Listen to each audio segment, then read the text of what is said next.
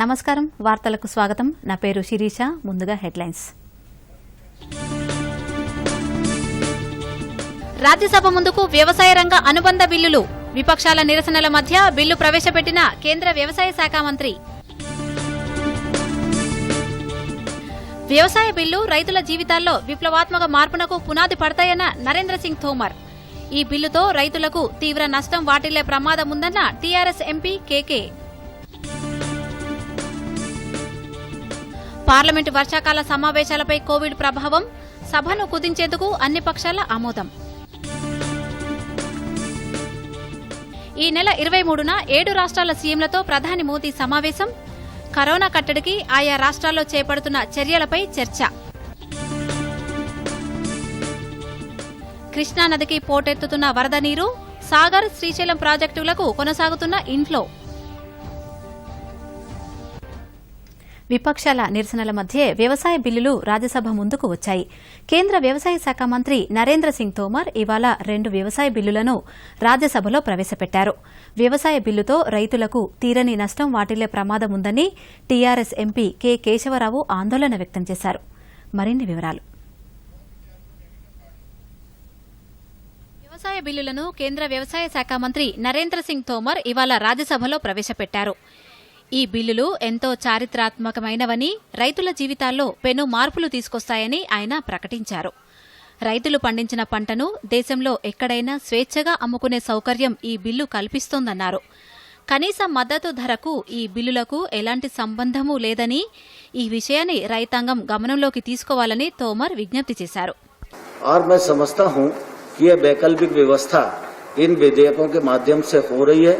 इससे बाजार में प्रतिस्पर्धा बढ़ेगी, किसान को उसके उत्पादन का उचित मूल्य मिलेगा. ये विधेयक कृषि के क्षेत्र में जो फसल बेची जाएगी उसका 3 दिन में किसान को भुगतान हो, यह भी प्रावधान करते हैं. బీజేపీ ఎంపీ భూపేంద్ర యాదవ్ మాట్లాడుతూ 60 ఏళ్ల కాంగ్రెస్ పాలనలో రైతుల ఆర్థిక పరిస్థితి ఏమాత్రం మారలేదని విమర్శించారు. కేంద్రం ప్రవేశపెట్టిన ఈ బిల్లుతో దేశంలోని రైతుల జీవన సరళే మారిపోతుందని భూపేంద్ర యాదవ్ తెలిపారు.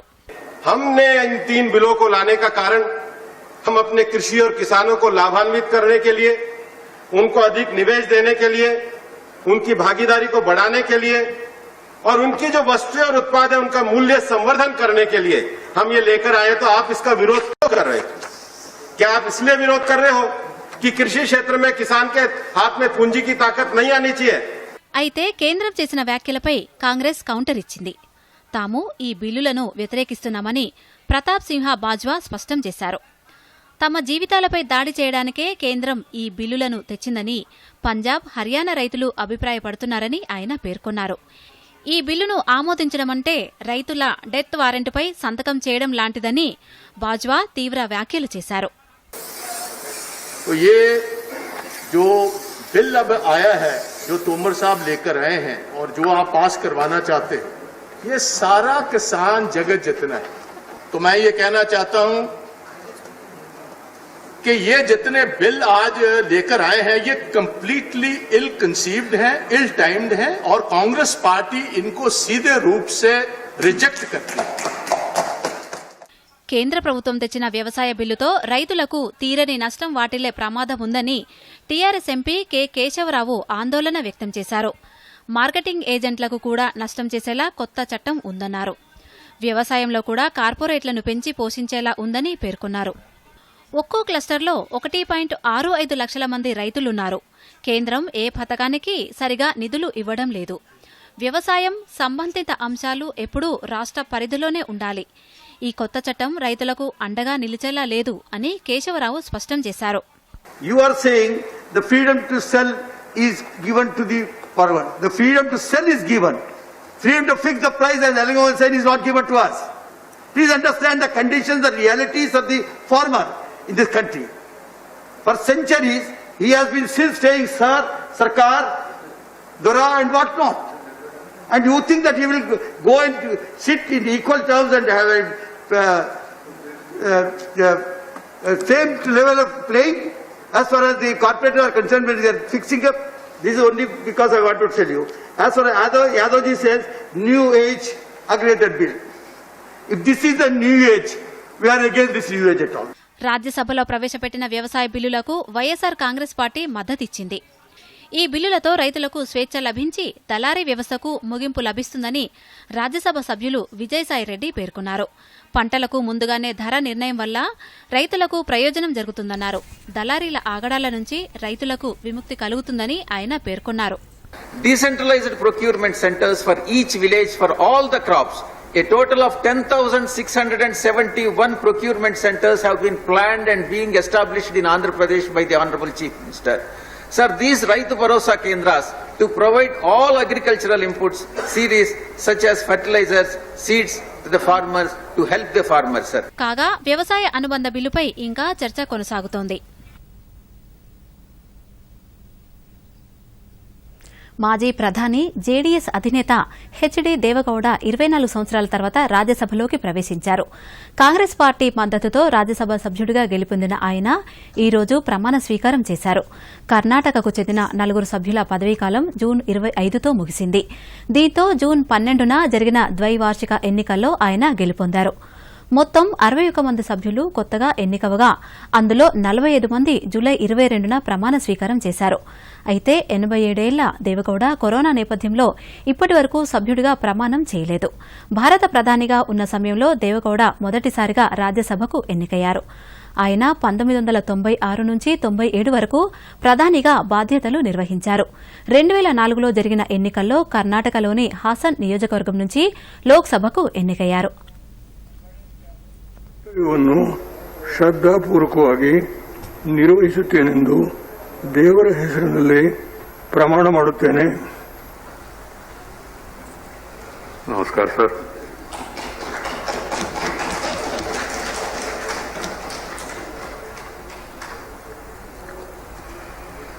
ప్రస్తుతం జరుగుతున్న పార్లమెంటు వర్షాకాల సమావేశాలు షెడ్యూల్ కంటే ముందుగా ముగిసే అవకాశాలు కనిపిస్తున్నాయి.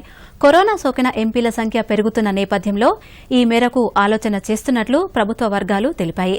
షెడ్యూల్ ప్రకారం ఈ నెల 14వ తేదీ నుంచి అక్టోబర్ 1 వరకు ఉభయ సభల సమావేశాలు జరగాలి. అన్ని రాజకీయ పార్టీలు ప్రభుత్వ ప్రతినిధులతో లోక్సభ స్పీకర్ అధ్యక్షతన జరిగిన బిజినెస్ అడ్వైజరీ కమిటీ భేటీలో సమావేశాల కుదింపునకే మెజార్టీ సభ్యులు మొగ్గు చూపారు. ఈ మేరకు 23వ తేదీ వరకే జరిగే అవకాశాలు కనిపిస్తున్నాయి. దీనిపై పార్లమెంటరీ వ్యవహారాల కేబినెట్ కమిటీ తుది నిర్ణయం తీసుకోవాల్సింది. సమావేశాలు జరుగుతుండగానే కేంద్ర మంత్రులు గడ్కరీ, ప్రహ్లాద్ పటేళ్లకు కరోనా సోకింది.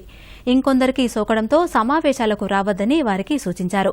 ఇలాంటి పరిస్థితుల్లో సమావేశాలను నిర్వహించడం మంచిది కాదని ప్రతిపక్షాలు కూడా సూచించడంతో ప్రభుత్వం ఆలోచనలో పడింది.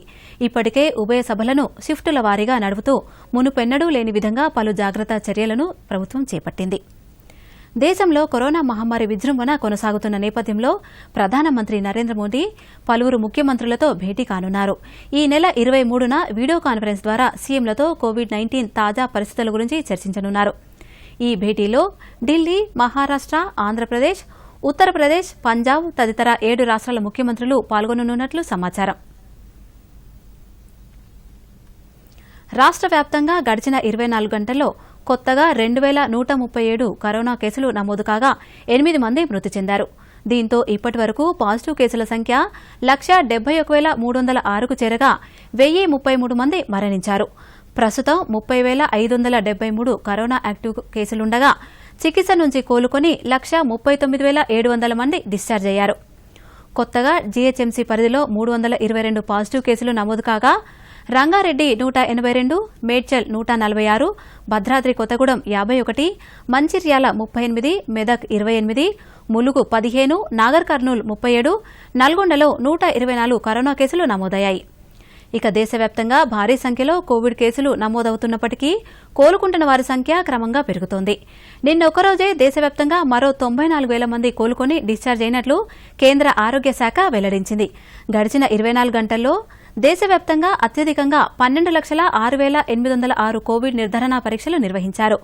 వీటిలో 92,605 పాజిటివ్ కేసులు బయటపడ్డాయి. ఈ ఉదయానికి దేశంలో మొత్తం పాజిటివ్ కేసుల సంఖ్య 54,619కి చేరినట్లు ప్రభుత్వం వెల్లడించింది. వీరిలో ఇప్పటికే 43 లక్షల మంది కోలుకోగా మరో 10,10,000 యాక్టివ్ కేసులున్నాయి. ఇక దేశవ్యాప్తంగా నిన్న మరో 1133 మంది మృత్యువాత పడ్డారు. దీంతో ఇప్పటి వరకు కరోనా సోకి మృతి చెందిన వారి సంఖ్య 86,752కు చేరింది. ఆర్థిక సంఘాల సిఫారసుల మేరకు రాష్ట్రంలోని నగరాలు, పట్టణాల అభివృద్ధికి కేంద్రం నుంచి రావాల్సిన బకాయిలను వెంటనే విడుదల చేయాలని రాష్ట్ర ఐటీ, మున్సిపల్ శాఖల మంత్రి కె తారక రామారావు డిమాండ్ చేశారు. రాష్ట్రంలోని పట్టణ, స్థానిక సంస్థలకు కేంద్ర ప్రభుత్వం నుంచి 1,434 కోట్లు రావాల్సి ఉందని తెలిపారు. రాష్ట్ర ప్రభుత్వం మున్సిపాలిటీలో మౌలిక వసతులను కల్పిస్తుందని, ఇందుకు పెద్ద ఎత్తున నిధులు విడుదల చేస్తుందని పేర్కొన్నారు. వీటికి సంబంధించి కేంద్రం నుంచి మ్యాచింగ్ గ్రాంట్ విడుదల కావడం లేదని తెలిపారు. కరోనా లాక్డౌన్తో నిధుల కొరతను ఎదుర్కొంటున్న రాష్ట్ర ప్రభుత్వానికి ఈ పనులు కొనసాగించడం ఇబ్బందిగా మారిందన్నారు. ఈ నేపథ్యంలో కేంద్రం వెంటనే బకాయిలను విడుదల చేయాలని కోరుతూ కేంద్ర ఆర్థిక శాఖ మంత్రి నిర్మలా సీతారామన్కు మంత్రి కేటీఆర్ లేఖ రాశారు. రాష్ట్ర వ్యాప్తంగా పాఠశాలలు, జూనియర్ కళాశాలలు రేపటి నుంచి ప్రారంభం కానున్నాయి. అయితే విద్యార్థులకు తరగతులు మాత్రం ఉండవు. పాఠ్యాంశాల్లో ఏవైనా సందేహాలుంటే టీచర్లు నివృత్తి చేస్తారు.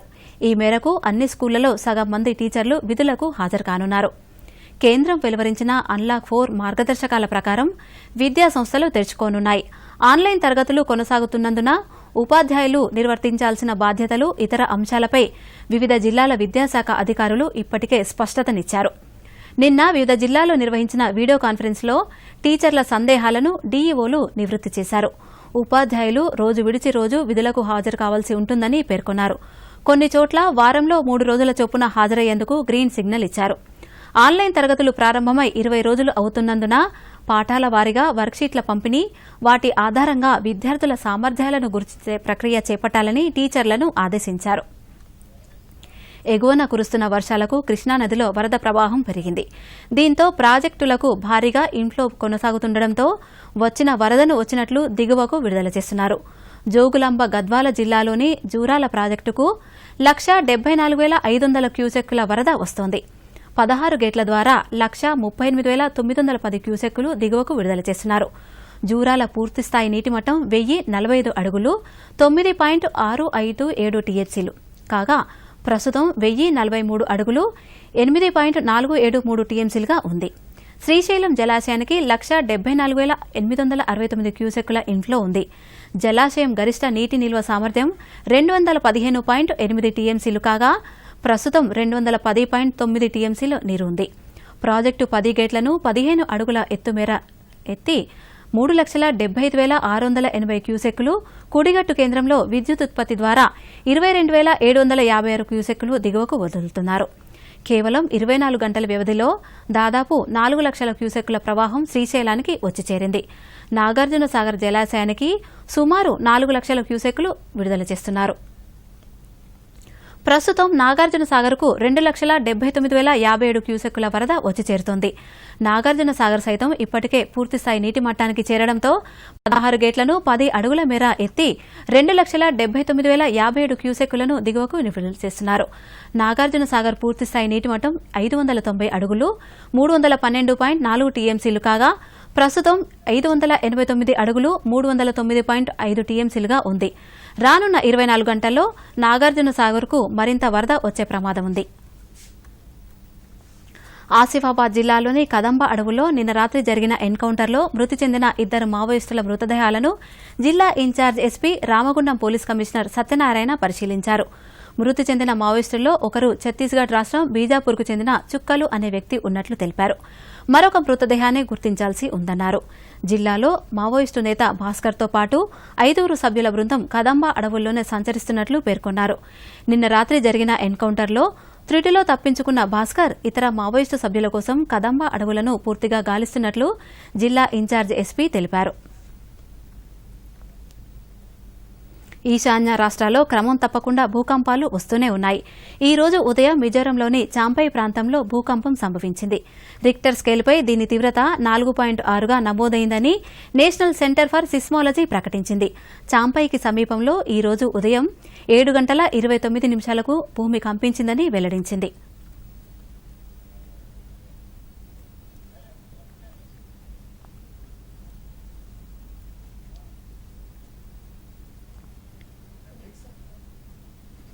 సరిహద్దుల్లో పాకిస్తాన్ ఆగడాలు కొనసాగుతున్నాయి. దేశంలో ఉగ్రవాదుల చొరబాట్లకు అనువుగా తరచూ కాల్పులకు పాల్పడుతోంది. ఇందులో భాగంగా జమ్మూ కాశ్మీర్లోని పాక్ సరిహద్దుల్లో ఉన్న ఆర్నియా వద్ద మాదక ద్రవ్యాలు, ఆయుధాల అక్రమ రవాణా బీఎస్ఎఫ్ జవాన్లు అడ్డుకున్నారు. గస్తీలో భాగంగా నిన్న రాత్రి పాకిస్తాన్ నుంచి దేశంలోకి అక్రమంగా రవాణా చేస్తున్న 2 పిస్తోళ్లు, 4 మ్యాగజైన్లు, యుద్ధ సామగ్రి, 58 ప్యాకెట్లలో ఉన్న మత్తుమందును స్వాధీనం చేసుకున్నారు. కీలకమైన అమెరికా అధ్యక్ష ఎన్నికల ముందు అధ్యక్షుడు డొనాల్డ్ ట్రంప్పై గుర్తు తెలియని వ్యక్తులు విష ప్రయోగానికి కుట్రలు పన్నారు. నిన్న రాత్రి అధ్యక్షుడి అధికార నివాసమైన వైట్ హౌస్కు విషంతో కూడిన ఓ పార్సిల్ను పంపారు. దీనిపై దేశ అత్యున్నత ఫెడరల్ దర్యాప్తు సంస్థతో పాటు మరికొన్ని బృందాలు విచారణ చేపడుతున్నాయి. పార్సిల్లో ఉన్నది రిసిన్ అనే అత్యంత విషపూరితమైన పదార్థంగా గుర్తించారు. ఇది అత్యంత ప్రమాదకరమైన పదార్థమని, దాన్ని స్వీకరించిన 30 గంటలలోపు మనిషి ప్రాణాలు కోల్పోయే అవకాశం ఉన్నట్లు వైద్యులు భావిస్తున్నారు. అయితే దీనికి ఇంతవరకు విరుగుడు కనిపెట్టకపోవడం గమనార్హం. అయితే ఆ విషపు పార్సిల్ కెనడా నుంచి వచ్చినట్లు వైట్ హౌస్ వర్గాల ద్వారా తెలుస్తోంది. గతంలో ఇలాంటి విష పదార్థాలతో కూడిన పార్సిల్స్ వైట్ హౌస్కి వచ్చాయని గత అధికారులు గుర్తు చేశారు. ఈ కేసులో దోషులుగా తేలిన వారికి స్థానిక కోర్టు కఠిన శిక్షను సైతం ఖరారు చేసింది. అయితే అధ్యక్ష ఎన్నికల ముందు ఇలాంటి ప్రయోగం జరగడం అధికారులను కలవరపెడుతోంది. తాజా ఘటనతో ట్రంప్ భద్రతా బృందం మరింత అప్రమత్తమైంది. బంగాళాఖాతంలో ఉపరితల ఆవర్తనం కారణంగా రాష్ట్ర వ్యాప్తంగా విస్తారంగా వర్షాలు కురుస్తున్నాయి. మరో 2 రోజుల వరకు వర్షాలు కురవనున్నాయి. కొన్ని చోట్ల భారీ నుంచి అతి భారీ వర్షాలు కురిసే అవకాశం ఉందని వాతావరణ కేంద్రం తెలిపింది. ఇప్పటికే కురుస్తున్న వర్షాలతో వాగులు, చెరువులు పొంగి ప్రవహిస్తున్నాయి. పలు జిల్లాల్లో కురిసిన వర్షాలకు పంటలు నీట మునిగాయి. హైదరాబాద్లో పలు ప్రాంతాల్లో వర్షం కురవడంతో లోతట్టు ప్రాంతాలన్నీ జలమయమయ్యాయి.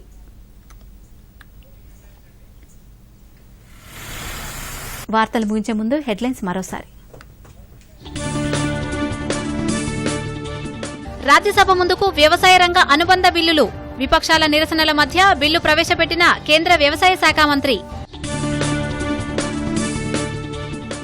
వ్యవసాయ బిల్లు రైతుల జీవితాల్లో విప్లవాత్మక మార్పునకు పునాది పడతాయన్న నరేంద్ర సింగ్ తోమర్. ఈ బిల్లుతో రైతులకు తీవ్ర నష్టం వాటిల్లే ప్రమాదం ఉందన్న టీఆర్ఎస్ ఎంపీ కేకే.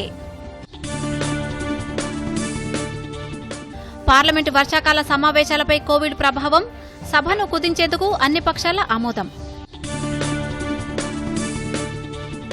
ఈ నెల 23న 7 రాష్ట్రాల సీఎంలతో ప్రధాని మోదీ సమావేశం. కరోనా కట్టడికి ఆయా రాష్ట్రాల్లో చేపడుతున్న చర్యలపై చర్చ. కృష్ణానదికి పోటెత్తుతున్న వరద నీరు, సాగర్, శ్రీశైలం ప్రాజెక్టులకు కొనసాగుతున్న ఇన్ఫ్లో.